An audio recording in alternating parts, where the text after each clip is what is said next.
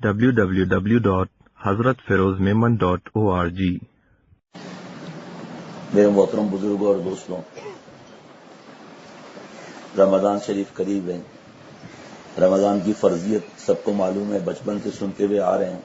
لعلکم تتقون، یعنی کہ ہم اللہ تعالیٰ کے دوست بن جائیں۔ تقوی اللہ تعالیٰ کی دوستی کا نام ہے، اور تقوی کہتے ہیں کف النفس عن الہوا، گناہ کے خیالات آئیں اور اس پہ عمل نہ ہو، یہ اس کو تقوی کہتے ہیں۔ اور اگر ہم تقوی اختیار نہیں کریں گے تو گناہوں کا لقوہ ہوگا۔